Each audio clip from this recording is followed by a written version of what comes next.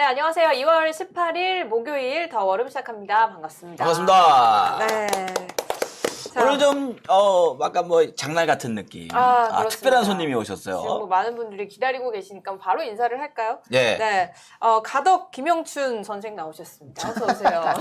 안녕하세요. 반갑습니다. 가덕 아유, 김영춘입니다. 우리 가덕 형님 오셨어요. 네, 그렇습니다. 오늘 특별히 또 이 작가도 이렇게 있고. 네, 사실은 저기 우리 가덕 형님이 월요일 줄로 예정이 돼 있었는데 강성범이 언제 나오냐 물어보셔가지고 혹시 목요일 하시겠다고. 성범이 안 나오면 안 나가겠다. 그래서 내가 뭐 모셔야죠 뭐. 제가 오늘 잘 모시겠습니다. 네, 뭐 사실인지는 모르겠지만 자, 부산의 운명을 바꾸실 4월 7일 재보궐선거에 나선 김가덕, 김영춘 전 해수부 장관님 나오셨습니다. 저희 시청자분들에게 인사 한마디 먼저 하시죠. 예, 먼저 목요일날 낀가 줘서 고맙습니다. 낀가? 까줘서. 김가덕입니다. 예, 여러분들 뵈려고 불원천리 서울에서 한달음에 달려왔습니다. 오늘 밤 늦게 하는 이야기인데 제가 너무 썰렁하지 않게 재밌게 좀 할 수 있도록 네. 힘을 팍팍 좀 실어주십시오. 그러려면 이제 불원천리 이런 말을 안 쓰셔야 이게 좀. 아니 저기 부산에서 이제 김영춘 후보 강팬들이 저한테 카톡을 좀 보냈어요. 재미없는 사람인데 이 작가 꼭 재밌게 이끌어달라고. 재미면 원래 없잖아요, 저. 예, 뭐 구제불능이라고 거의 봐야 되나. 아니 오리고기 조아님이 오늘은 제발 좀 재미있었으면 좋겠다라고. 자, 우리가 이쯤에서 생각해야 될 게 네. 문재인 대통령도 참 재미없으셨어요. 예, 이게 사실 행정을 하시는 분은 뚝심이 있어야 되는 겁니다. 의리가 있어야 수가 되는 없어요. 거고요. 뚝심과 의리하면 김영춘이. 그렇죠. 네. 떨어질 걸 알고 가서 계속 떨어졌거든요. 그게 뚝심과 의리 없으면 못하는 거예요. 뚝심이 있으니까 여러 번 떨어지고 의리가 있기 때문에 부산과 의리를 지키려고 계속 나가는 겁니다. 네, 사실 부산시장 도전이 이제 세 번째시거든요. 예, 예. 네, 사실 뭐 2014년, 2018년 부산시장에 이제 뭐 출마를 하려고 하시다가 무소속인 오거돈 그 전 시장에게 보직을 양보를 하셨는데 사실 상황이 이렇게 되니까 또 출마를 해라라는 제의를 받고 나서 왜 나는 이럴 때만 부르는가 하는 좀 그런 배신감도 느끼셨을 것 같은데 당연하죠. 분위기 좋을 때는 네. 다른 사람이. 분위기 좋을 땐 다른 사람 주고 물 좋을 때는 자기들이 다 그냥 해주려고 그러고 물 나쁠 때만 저보고 와서 그러니까요. 그러니까 이거죠. 뛰어들어라 뭐 될 것 이런 같으면 거지. 잠깐만 해. 원래 양보 잘하잖아. 이러고 안 될 것 같으면 원래 하시는 분이잖아. 그러니까 부산에서 처음에는 뭐 질 줄 알면서 왜 왔어? 막 이런 말도 있었다고 하는데 네, 어떠셨어요? 이게 좀 뭐 제가 이번에 그 구비를 해보니까 네. 저보고 나가라는 사람들은 저하고 좀 멀리 있는 분들이고 야 나오지 마라 이러면 나와 떨어진다 멀리 있는 사람들이 제 진정한 친구들이더라고요. 특히 가족 뭐 친척 이런 분들 다 멀리 이 있었어요. 작가님도 방송에서 형 운명이라고 생각하고 나가시라고. 아니, 근데 우리가 별로 사이가 좀 나빠요.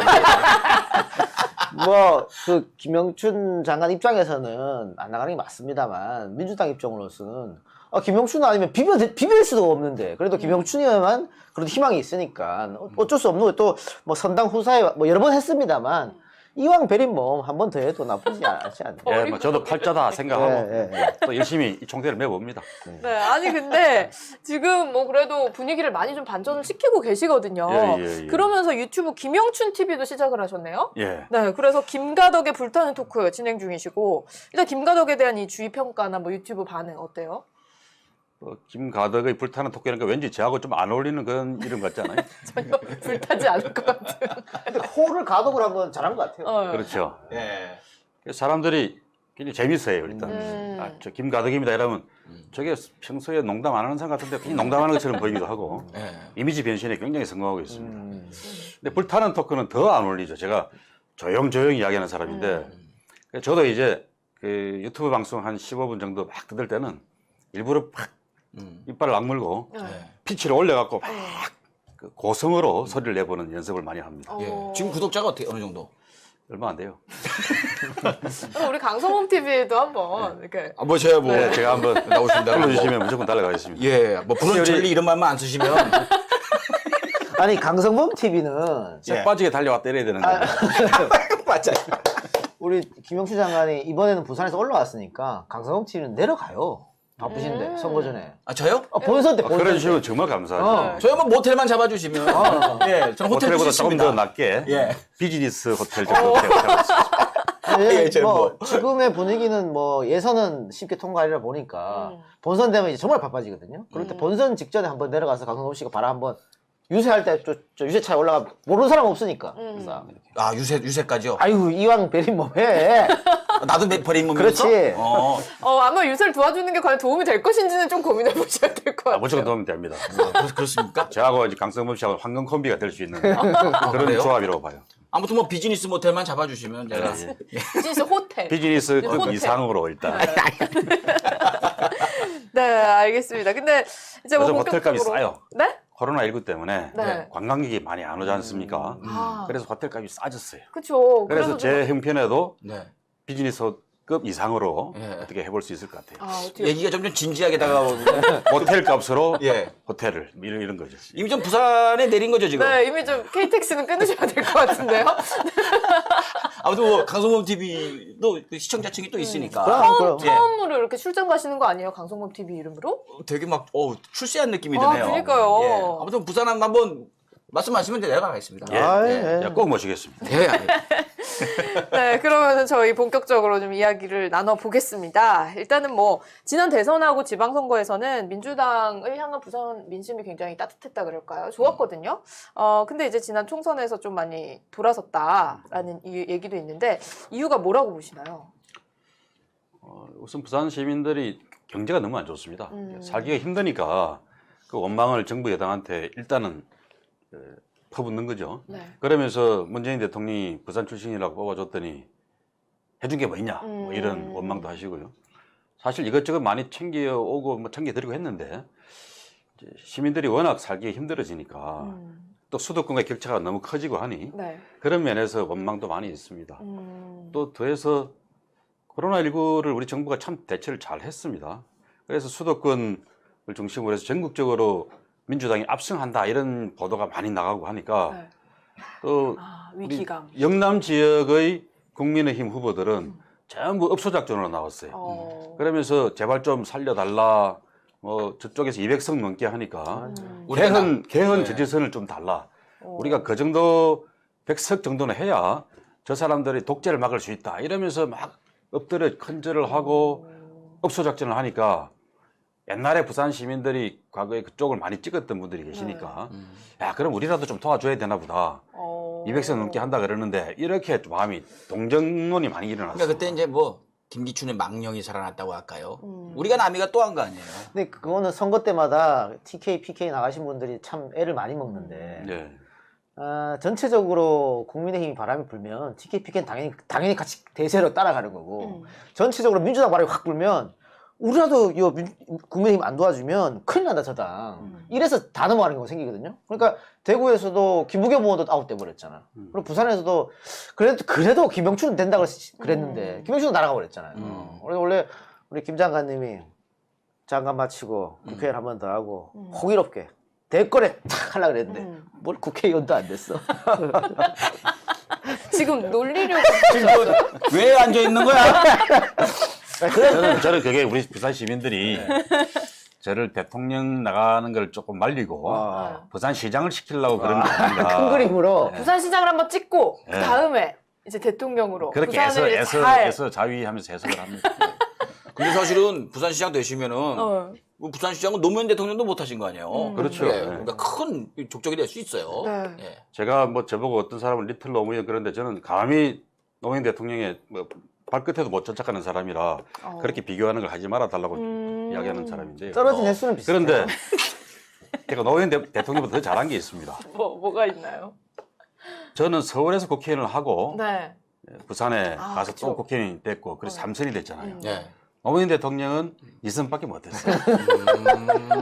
부산에서 하고 서울 올라와서 재선하고 제가 조금은 더 그 점에서는 조금은 더 낫죠. 그래서 비교하지 말라. 예, 예.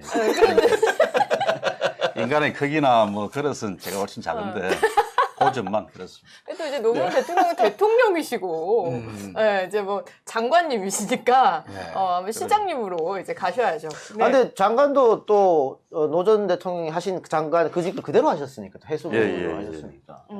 근데 이제 며칠 전 YTN 인터뷰에서 난 3월 전에 충분히 역전할 수 있다라는 또 자신감을 내보이셨거든요. 어떤 뭐 좀 느끼고 계신 건가요, 그러면? 아까 인수의 여기처럼 변화를? 처음에 이제 12월 말에 부산에 갔을 때는 야, 이거 안 될 선거 왜 왔냐 그런 분위기가 많았는데 네. 제가 1월 초에 이제 사무실을 내고 본격적으로 뛰기 시작했습니다. 네. 그때까지도 기밀이 잘 없었어요. 상대당의 유력 후보하고 저하고 여론조사를 해보면은 1대1 싸움으로 뭐 한 하프 스코어 20몇 프로씩 20몇 프로 차이가 나는 네. 겁니다. 그래서 야 진짜 잘못 왔나? 잘못 왔나? 한 40일 정도 지나고 나서 요즘 조사는 평균 잡으면 한 12, 3%? 그 정도 따라왔다. 차이까지 쫓아갔습니다. 그러니까 이게 사실 그 국제신문 여론조사를 보면은 뭐 이제 3자로 조사를 하는 거긴 이거 하지만. 오차범위 아니에요. 네. 박형준 28.7, 김영춘 23.4. 다 왔어. 네. 그러니까 사실 일단 여기서 따라잡으면은 뭐 나중에 단일화가 되더라도 국민 한 명으로 되더라도 예, 예. 좀 충분히 좀 역전할 수 있는 가능성이 있는 거 아니에요? 예, 그렇습니다. 그 저쪽에 박 후보 같은 분들은 우리나라 시사 예능 프로, 종편 TV들 거의 모든 프로에 단골 출연했던 사람이지 네. 않습니까? 네. 그래서 제가 지난 한 달 전에는 100m 달리기를 하는데 저는 스타트 라인에 서 있는데 그분은 한 30m 앞에서 뛰고 있다. 그런 이야기도 했어요. 네. 김영춘은 얼굴을 몰라도 박모 씨는 다 알아요. 네. 박경준 씨요. 예. 예, 예. 그래서 야, 이거 불공정 게임이다 그랬는데 지금 분위기는 그분이 이제 한 50m쯤 뛰고 있고 저는 한 40m쯤까지는 쫓아가 있는 거의 이제 그런 기분입니다. 따라잡았다. 예, 예. 네, 그렇습니다. 그리고 또 요즘 그 이현주 후보도 도와주고 있어가지고. 네. 예. 제가 생각하는 그림은 이현주 의원이 이렇게 하다가 완전히 감정의 골이 심해져가지고 탈당을 한 후에 저 무소속으로 출마해주면 또 그림이 좋아지지 않을까. 그럼 이제 최고죠. 근데 뭐 그렇게 하시진 않을 것 같고 일단 열심히 좀 공격을 해주시기를 바라고. 네, 그리고 이제 뭐 민주당에서 가덕도 신공항 특별법에 대해서 국회 본회의를 26일에 처리하겠다라고 얘기를 했거든요. 그러니까 지금 이렇게 거의 다 따라잡았으니까 특별법이 통과가 되면 또 한 번 그 올라갈 수 있을 것이다라고 예, 예. 생각을 많이 하세요. 그래서 뭐 3월쯤에는 틀림없이 제가 근접전을 펼치면서 역전을 하는 그런 순간들이 올 거라고 생각을 합니다. 네. 선거는 분위기니까요. 네. 근데 아쉬운 것은 여론조사에서 부산 시민들이 가덕도 공항은 반드시 해야 된다가 압도적 높아요. 근데 어떤 당 후보를 뽑을 것인가는 국민의힘은 없거든. 이게 좀 모순되는 건데 뭐 캠페인을 하시든 아니면 뭐 조직을 꾸려서 좀 버티든 부산 시민들 입에서 가덕도가 되려면 힘 있는 여당 후보 김영춘이 돼야만 이 사업이 계속 진행된다. 야당 후보가 되면 이게 중간에 또 꼬꾸라질 수도 있다. 이것을 좀 많이 좀 우리가 퍼뜨린다거나 우리 지지자들, 우리 청취자분들도 그 작업을 좀 많이 해줬으면 좋겠다는 생각이 들어요. 제가 아까 말씀드린 격차가 확 줄어들었다라는 게 첫 번째가 가덕도 효과인 것 같습니다. 부산 시민들도 부산이 너무 지금 경제도 어렵고 사회 자체가 쪼그라드는 사회라서 이대로 가면 다 망한다 다 생각하고 있거든요.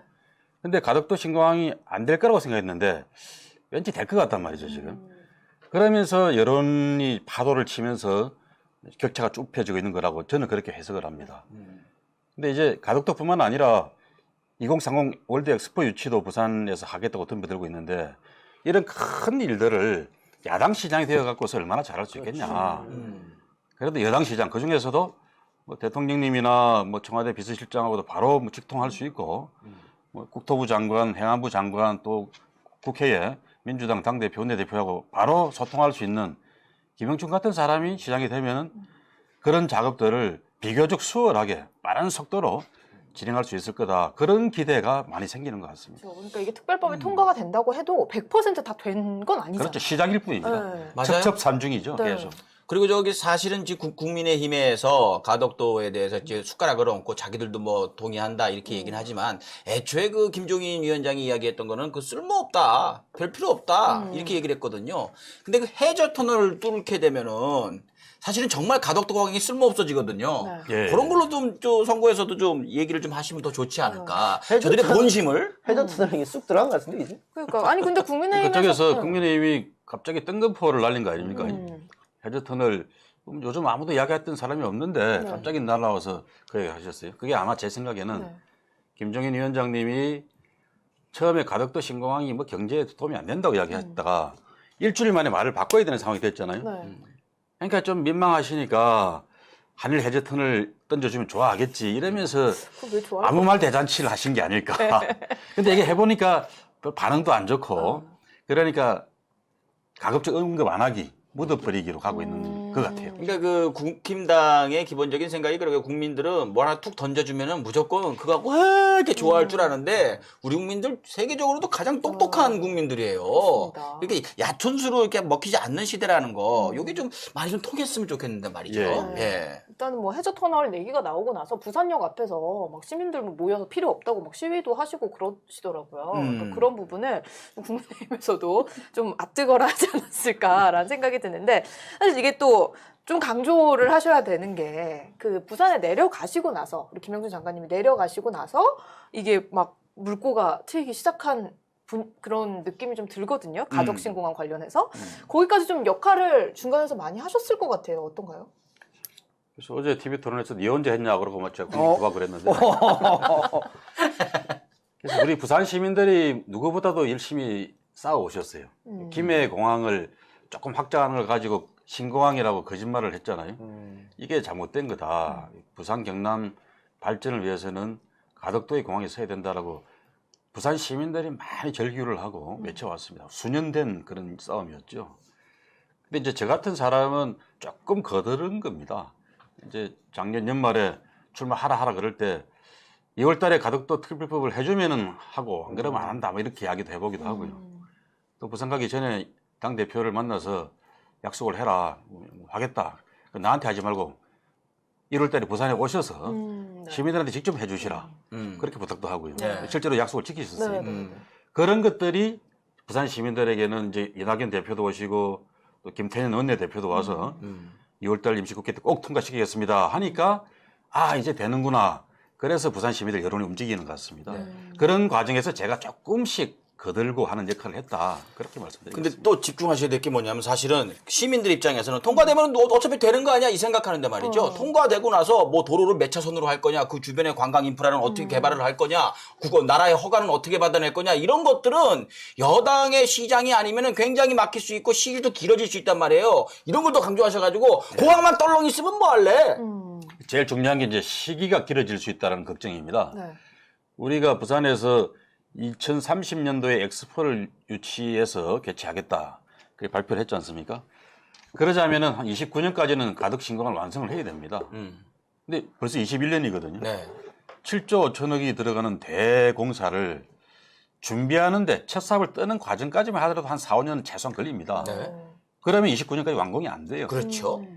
그래서 이 4, 5년 걸리는 과정을 한 절반 정도로 압축해서 초스피드로 일을 처리해야 되는데 네. 그걸 야당 시장은 불가능합니다. 그렇죠.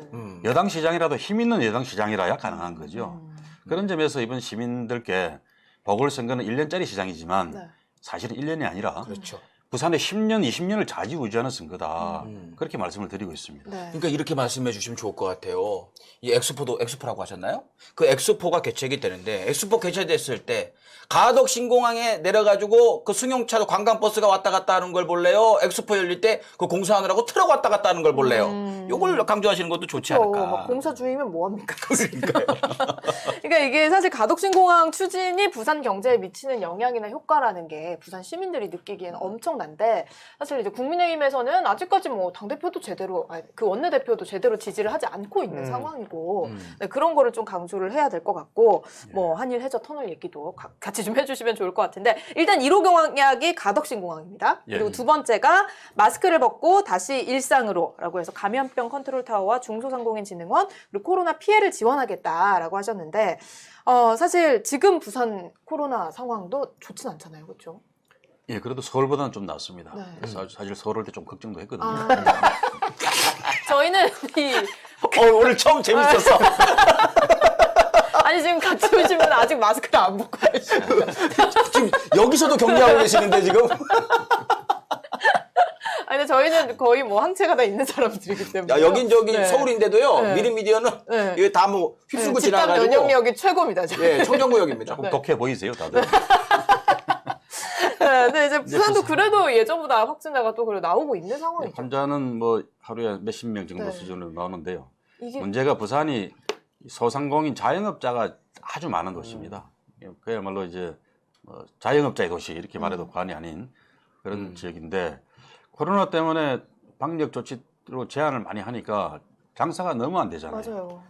그래서 오늘도 제가 소상공인 모임에 가서 잠깐 간담회를 했는데 한 분이 정부가 서너 달에 한 번쯤 재난지원금이나 편성을 해갖고 100만 원 주고 이러는데 이걸로는 좀 고맙기는 한데 못 살겠다. 그렇죠. 그것도 한두 달이 아니라 이제 1년이 됐는데 그동안 몇 천만 원씩 대출 받아갖고서 버텨왔는데 이제 그것도 버틸 힘이 이제 없어졌다. 이제 또 뭐 편성해서 뭐 적용한다 그러는데 또 100만 원, 200만 원 주면은 은발의 오줌 누기란 말이 있잖아요. 네. 오줌 누기도 아니고 은발의 침 뱉기다. 이렇게 표현하시더라고요. 한 상인이. 아. 그래서 이번에 제가 이제 시장 선거하면서 그런 상인들의 애로를 들으면서 하려 그러면은 지금 국민들이 그 자영업자들 중심으로 막 죽어가잖아요, 지금. 네. 생계의 위협을 받는 그런 분들이 너무 많으신데 그게 전국에 수백만 명이 있습니다. 저도 그런 분들한테는 한번 예산 짤 때 찔끔찔끔 이렇게 주는 게 아니라 한 3개월, 4개월 단위로 어차피 또 추경을 한번 할 때마다 한 3, 4개월 이상 걸리니까요. 그래서 매달 뭐 몇백만 원 혹은 뭐 손실을 많이 보는 경우는 조금 더 주더라도 그분들이 좀 살아날 수 있게 구명줄을 제대로 던져주는 게 중요할 것 같아요. 네. 그것 때문에 적자 재정을 편성하고 국채를 발행하더라도 네. 우리가 나중에 이제 내년부터는 어차피 좀 정상화 될 거 아닙니까? 그럴 때 5년 계획, 10년 계획을 세워서 적자를 갚아 나가면 되죠. 지금 죽어가는 수백만 명의 국민들한테 그냥 은발에 침 뱉기 정도로 도와주면서 지원이라고 말하는 것은 잔인한 짓 같습니다. 그렇습니다. 그런 의미에서 지금 민주당의 방향은 지금 원래는 전체 지원을 하고 보편 지원을 하고 선택 지원을 한다고 했는데 그것도 잘 안 되고 있는 분위기인 것 같단 말이에요. 이럴 때 후보님께서 내가 이걸 뚫어보겠다 해갖고 그 당에 들어가셔가지고 단판을 지으셔서 전체 지원 막 이렇게 해가지고 사실 상인들은 지원금 들어와 봐야 당장은 좋지만 그거 다시 월세로 그 건물주한테 낼 때 허탈감이 더하거든요. 예. 똑같이 어려워도 사람들이 와서 내 물건 팔아주고 먹어주고 이러면서 살아있는 느낌을 좀 가져야 될 텐데 말이죠. 그런 면에서 한번 생각을 해보시는 건 안 그래도 어떨까? 당 대표 또 원내 대표들께 예. 계속 이야기를 해왔어요. 하고 있습니다. 그러면서 좀 제발 좀 전국민 지난 지원은 하더라도 우선은 다 죽어가는 생계 위협을 받고 있는 소상공인들한테 먼저 좀 두텁게 제대로 된 지원을 좀 해주십사. 시원하게. 네. 예. 그러고 있습니다. 이걸 제가 부산시장으로서는 그런 요구와 동시에 부산은 돈이 없거든요. 가난한 도시라서. 그래서 빨리 그래서 가동을 이제 해야 중앙정부가 되니까. 그런 걸 좀 먼저 좀 해주시고 그러고도 모자라는 부분이 있으면은 부산시 재정을 탈탈 털어서라도 모자라는 걸 좀 채워내겠다. 그렇게 공약을 했습니다. 그러니까 우리 김영춘 후보가 공약으로 제시한 코로나 피해 지원 내용의 핵심이 이제 좀 더 두텁게 지원을 하는 거, 정말 그 필요하신 분들에게 좀 많이 지원을 해드리는 거, 꼭 그렇게 이해를 하면 돼요. 저는 한마디로 말하면은 코로나로 인해서 손실을 본 모든 가구들에게 그 손실분을 다 주지는 못하겠지만 고정비용, 자영업자 같으면은 고정비용의 한 절반 정도라도 계속 지원해주자 이런 공약을 했고요. 또 자영업자 아니라도 손실이 줄어드는 개인들이 있습니다. 그렇죠. 그런 분들에게도 이제 보편적인 좀 지원금을 해주자 그렇게 이야기를 하고 있습니다. 홍남기 부시장하고는 뭐 인연이 없으십니까? 있죠. 같이 장관을 했죠. 아 그래요? 친하세요? 뭐 친하다면 친하고 아니라면 아니고 안 그러면 안 친하신 거. 그분은 어떻게 했으면 좋겠습니까? 근데 그분도 애로가 있죠. 그분이 별명이 독일 병정입니다. 네, 딱 이제 자기 당신이 세월호 원칙이 있으면 그걸 절대 후퇴를 안 하고 돌격 앞으로 하는 그런 분이죠. 그러신 것 같아요. 그래서 국간직위로서 충실하게 역할을 하려고 그러시는 거는 제가 충분히 이해를 합니다. 근데 지금은 재난 상황, 전쟁 그럼요. 상황이거든요. 예. 전쟁터에서 사람이 막 죽어가는데 야, 내 금고가 조금 축이 나면 안 되고 뭐 나중에 채워낼 거 또 생각해서 비상금을 안 털겠다 이러면 곤란한 거잖아요. 지금 좋아하시더라고요. 돈 많이 아꼈어요 그러면서. 비상금 털어서라도 먼저 죽어가는 사람들 살려놓고 네. 나중에 다시 벌어서 채워 넣을 생각을 네. 하는 게 지금의 국간직의 자세 같습니다. 네, 시장님 되시면 또 따로 압박을 넣으실 겁니다. 네.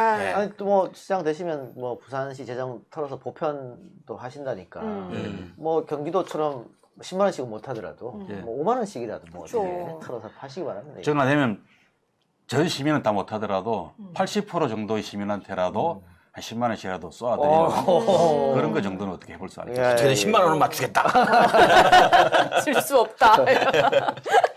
네, 그러니까 사실 지난 총선에서도 전국민 재난지원금이 지급이 되면서 효과 있었어요. 그 효과를 무시 못하는데 물론 그 효과가 이제 김영춘 후보님께까지 미치진 못해서 안타깝지만 네, 대신 그 효과를 이번에 누리시지 않을까 예. 생각이 들고 네 어쨌든 보편 지급 부산 시민들께도 알려드리면 좋을 것 같습니다. 우리 시청자분들도 다 같이 그리고 이제 그 박형준 예비 후보 얘기를 안 할 수가 없을 것 같은데 지금 그 MB 정부 시절에 국정원 사찰 의혹 관련해 가지고 좀 굉장히 시끄럽습니다. 당시 청와대 정무수석이었잖아요. 이제 국민의힘 박형준 예비 후보가 진상 규명을 촉구를 하셨는데 사실 뭐 국정원에서는 아직까지 그 연관된 부분에 대한 확실한 증거는 찾지는 못하고 있는 것 같아요. 근데 그럼에도 불구하고 소명이 필요하다라고 보시는 이유는 뭘까요?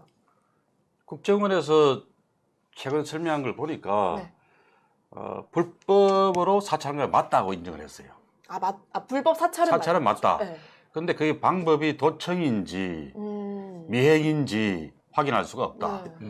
그리고 그게 박형준 후보를 비롯해서 누구에게 보고됐는지 그것도 아직은 확인할 수가 없다. 근데 KBS에서 이런 엊그제는 겁니다. 또 박형준 후보에게 보고가 된 거를 확인을 했다라는 얘기가 또 보도가 그럼 올라왔거든요. 보고서 중에 하나가 네, 네, 네. 이제 거기 나와 있어요. 그렇죠. 홍보 속에 보고 대상이 네. 뭐 홍보기획관에게도 그렇죠. 보고가 네. 되고 이렇게 그게 박형준 후보라는 건데 음. 그 문건은 그렇게 되어 있는데 국정원에서는 아직 확인을 할 수가 없다라고 이제 조심스럽게 이야기하고 있는 거죠. 근데 저기 박형준 후보 같은 경우에는 만약에 내가 그걸 보고를 받고 내가 거기에 관여했다는 게 사실로 밝혀지면 단두대로 가겠다라고 얘기를 한 그 과거 전력이 있거든요.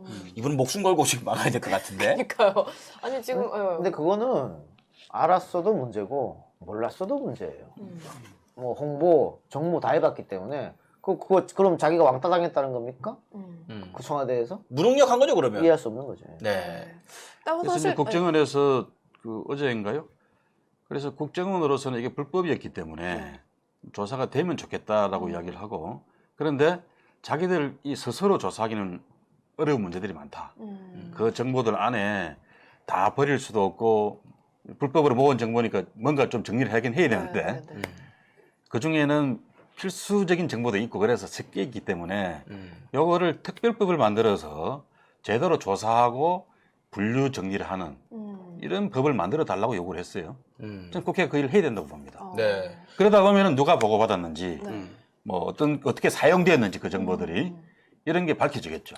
그 뭐 이런 얘기들 해요. 이거 뭐 선거에 또 이용하려는 거 아니야? 맞아요. 그렇게 볼 수도 있어요. 충분히 볼 수도 있어요. 근데 중요한 건 이게 불법입니까? 뭐 잘못된 얘기를 하는 거예요? 거짓말을 하는 겁니까? 이전 정권 같이 뭐 군동원하고 사람들 써가지고 가짜로 댓글 작업하고 뭐 공작하고 이런 게 아니잖아요. 있는 사실을 갖다가 이렇게 이야기하는 건데 뭐가 잘못된 게 아니니까 이거 선거에 이용하는 것도 저는 당당하게 했으면 좋겠다라는 생각이 듭니다. 근데 이거는 국정원에서 선거를 임박해서 이게 서류를 오픈한 게 아니고 피해 유족들이 우리 선친들이 이런 피해를 봤으니까 정보를 내놓으십시오 해서 판사가 맞아 줘 해서 준 거거든요. 그러니까 뭐 이게 선거 이용하려고 일부러 기획했다? 그럼 이 정부가 국정원도 매수하고 뭐 법원도 매수하고 다 그랬다는 말입니까? 그렇죠. 시민단체도 매수하고 말이 안 되지. 이게 이제 그 문재인 정부 초기부터 뭐 내놔라 내 파일 운동 해가지고 그거예요. 이게 시작이 된 건데 그럼 문재인 정부 초기부터 지금 이 시점에 재보궐이 있을 거라는 걸 그렇지. 어떻게 합니까? 그리고 박형준 예비 후보가 후보로 나올 거란 걸 어떻게 알고 이거를 진행을 합니까? 선거 끝나고 하면 이거 대선에 이용하려고 그런다고 할 거예요. 뻔하게 지금 바로 붙어 있는데 뭔 소리 하고 있어. 지금 하는 게 다행인 줄 알아요.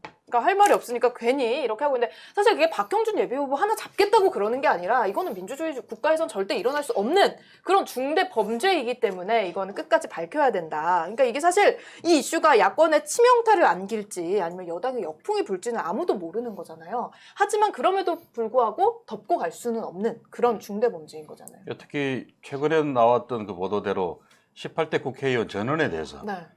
정보기관이 불법 사찰을 통해서 그 국회의원들이 개인적인 약점 정보를 다 수집해서 네. 정권이나 통치에 이용하려고 했다. 이거는 그야말로 국기를 흔드는 국기문란 행위입니다. 그야말로 이런 일들은 명명백백의 진실을 밝혀서 네. 잘못된 그 일을 저질렀던 사람들 책임자를 밝혀내서 처벌해야 되는 겁니다.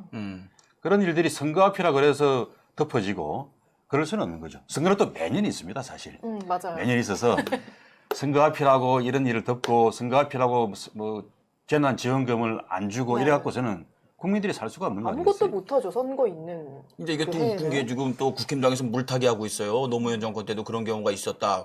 정권 말기에. 노무현 정권 말기면은 지금 다 좀 배갈아 달라고 난리들 치고 있을 텐데 그러니까요. 뭔 소리를 하고 있어. 아. 아이고 참. 그러니까 어쨌든 뭐 그런 부분에 여러분은 뭐 우리 시청자분들은 휩쓸리지 않으실 거니까요. 자, 그러면은 뭐 마지막으로 저희가 앞서 이제 대권 도전에 대한 이야기를 잠깐 앞서서 했었는데 그 대권 도전의 꿈은 아직 살아 있는 거죠? 예, 그럼요. 네. 저는 통일 대통령 꼭 한번 해보고 싶습니다. 근데 네. 우리 부산 시민들이 깊은 뜻에 의해서 네. 잠깐 유보하고 우선 부산시장부터 잘해서 위기에 빠진 부산을 다시 살려내고 그러면 이제 서울은 안 그래도 좀 우리나라 제일 잘 나가는 도시인데 부산은 서울에서 제일 멀리 있기 때문에 가장 힘든 도시가 됐거든요. 네. 그 부산을 살려낼 수 있으면은 대한민국도 훨씬 더 잘 경영할 수 있지 않겠어요? 그렇죠. 그런 차원에서 저를 큰 당금질을 해주시는 부산 시민들께 감사드리면서 네. 꼭 한번 부산시장 잘해보고 싶습니다. 근데 이제 마지막 질문밖에 안 남았는데 그 전에 그 광진에서 국회의원 하고 예. 그냥 계속 했으면 3선 4선 낙선 안 하고 했을 텐데 뭐 결단해서 부산 가신 거잖아요. 뭐 지역 구도를 좀 깨보고 뭐 이런 심정으로. 근데 고생을 좀 하셨잖아요, 많이. 예. 후회한 적 없습니까? 그 결정은 후회한 적은 없습니다. 없어요? 예. 본인 때문에 가족도 힘들어졌는데? 저는 사실 안 힘든데 그러니까. 제 아들 LG 팬이었던 제 아들이 졸지에 중학생인데 전학 가서 롯데 팬들한테 구박당하면서 살았던 그 사춘기를 제가 벗어날 방법이 별로 없어요. 아드님은 아직도 LG입니까? 예, 아직도 LG입니다. 아버님 닮으셨네. 뚝심 있어. 그건 근데 그런데 갈아탈 만도 한데 그 정도 오래 살았으면. 저로서야 이미 그때 저는 재선 국회의원을 했던 사람이고요. 또 노무현 대통령이 돌아가시고 난 직후지 않습니까? 그분이 했던 지역주의와의 싸움, 또 부산이 날이 갈수록 자꾸 추락하고 있는 걸 보면서 내 고향을 살려야 되는데 그런 마음, 이런 걸 다 담아서 제가 노무현 대통령 이어달리기를 해보겠다. 그런 마음으로 뛰었던 거고 제가 예상했던 것보다는 근데 고생을 덜 했습니다. 아, 그래요? 저는 한 3번쯤 떨어질 줄 알았는데 한 번밖에 안 떨어졌어요. 근데 그래서 예, 말씀하십시오. 즐겁게 고생길을 즐겁게 하고 있고요. 뭐 지금도 힘든 선거라고 하지만 저는 부산을 위해서 또 시민들을 위해서 즐겁게 이 싸움을 해보려고 애를 쓰고 있습니다. 예. 그렇습니다. 자, 그럼 마지막으로 왜 김영춘이 민주당의 후보가 되어야 하고 끝으로 이제 부산시장이 이번에 꼭 되어야 하는지 마지막으로 정리를 좀 해주시면. 예. 부산이 힘들다 제가 자꾸 먼저 한탄만 하는데 네. 그게 우리나라가 날이 갈수록 점점 수도권이 비대해지면서 지방은 쭉쟁이만 남는 그런 모양이 되어서 더 힘든 거거든요. 그래서 저는 부산을 동북아시아의 싱가포르를 한번 만들어 보고 싶어요. 그래서 그걸 위한 예비 작업으로 김경수 지사하고 같이 공모를 해가지고 부울경 메가시티 작업을 재작년부터 시동을 걸었습니다. 그러면 한 800만이 되는 거거든요, 부울경. 네. 800만이면 싱가포르나 홍콩보다 더 커요. 그러면서 서울과도 경쟁하는 도시. 지금까지는 늘 우리나라 제2의 도시 그러면서 이제 서울을 따라가거나 서울로부터 어떤 떡고물을 얻는 그런 경영을 하려고 그랬는데 그게 아니라 서울과도 경쟁하면서 부산, 울산, 경남이 메가시티가 되어가지고 일본, 중국 전 세계로 글로벌 비즈니스를 직접 수행을 하면서 스스로 발전해 나가는 그런 도시를 만들어 갈 수 있다 그러면은 나중에는 대한민국 전체에도 또 하나의 발전의 축이 만들어지는 거 아니겠습니까? 한반도 남쪽에 싱가포르가 하나 생긴다. 이러면 대한민국에도 크게 좋은 일이 되겠죠. 그런 꿈을 꼭 이뤄보기 위해서는 다른 사람은 아마 잘 못할 것 같아요. 그렇죠. 김영춘이가 해야, 영춘이가 해야 싱가포르가 하나 만들어집니다. 그 꿈 꼭 한번 실천해보고 싶습니다. 네. 근데 저도 우리 시청자 여러분 지금 뭐 한 7,500분쯤 들어와 계시네요. 네, 실시간으로. 부탁드리고 싶은 거는 지난번 우리가 총선에서 압승을 했습니다만 개표 방송할 때 제가 기분이 좋지가 않았어요. 나름 뭐 저희가 부산 또 대구 승리를 위해서 애썼는데 다 떨어져 버려가지고 그래 그 이후로는 부산을 좋아합니다만 내려간 적이 없습니다. 꼴도 보기 싫더라고 진짜. 부산 사람 싫어졌어. 아 진짜로 꼴도 보기 이거 싫더라고. 자꾸 오창석을 구박하시더라고요. 그래도 미워도 다시 한번 해주실래요? 그래서 이번에는 좀 우리 청취자분들, 시청자분들도 애써 주셔서 이 부산시장 다시 한번 또 갖고 올 수 있게 여러분 도와주시기 바랍니다. 네. 이제 한마디만 좀 더 드려도 예. 되겠습니까? 7,500명이 들어와 계시다 그러니까 갑자기 생각이 났네요. 우리 이제 스태프들이 여기 나오면은 꼭 김영춘 TV 구독하기 눌러달라고 부탁했는데 7,500명 듣는 순간에 갑자기 생각났습니다. 예.